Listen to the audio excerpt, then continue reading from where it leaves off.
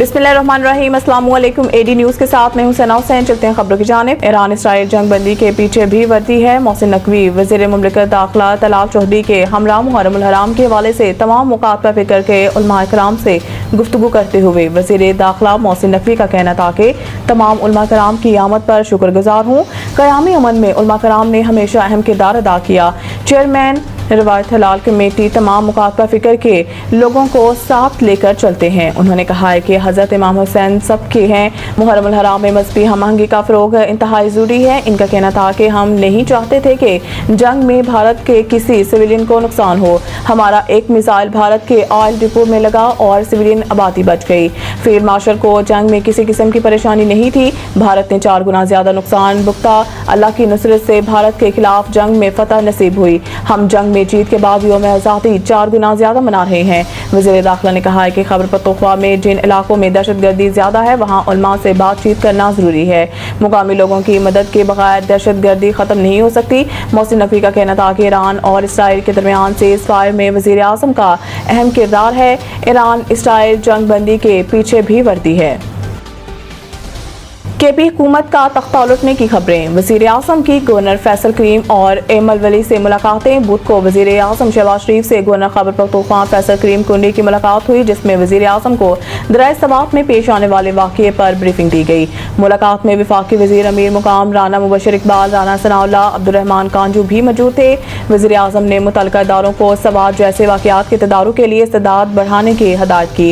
एलामिया के मुताबिक वज़ीर आज़म और गवर्नर केपी की मुलाकात में मजमूई मुल्की सूरत हाल पर भी तबादला ख्याल किया गया। मुलाकात के बाद गवर्नर फैसल करीम कुंडी ने कहा है कि अपोजिशन के पास एक रुकन भी ज्यादा हुआ तो खैबर पख्तूनख्वा हुकूमत तब्दील करना इसका हक है। इसमें साजिश की कोई बात नहीं। गवर्नर केपी ने कहा है कि मखसूस नशिस्तों की बहाली के बाद नई सूरत हाल पर भी वज़ीर आज़म से बात हुई। अली अमीन गन्नापुर के खिलाफ साजिश के लिए इनके अपने लोग ही काफ़ी हैं। इसके अलावा वज़ीर आज़म मोहम्मद शहबाज शरीफ से अवामी नेशनल पार्टी के सदर एमल वली खान की मुलाकात भी हुई। तनख्वाहदार तबका टैक्स देने में सबसे आगे, 545 अरब का तारीखी टैक्स अदा किया। तफसीलात के मुताबिक फेडरल बोर्ड ऑफ रेवेन्यू ने माली साल 2024 और 25 के दौरान तनख्वाहदार तबके से 545 अरब रुपए की तारीखी रकम इनकम टैक्स कीमत में वसूल की।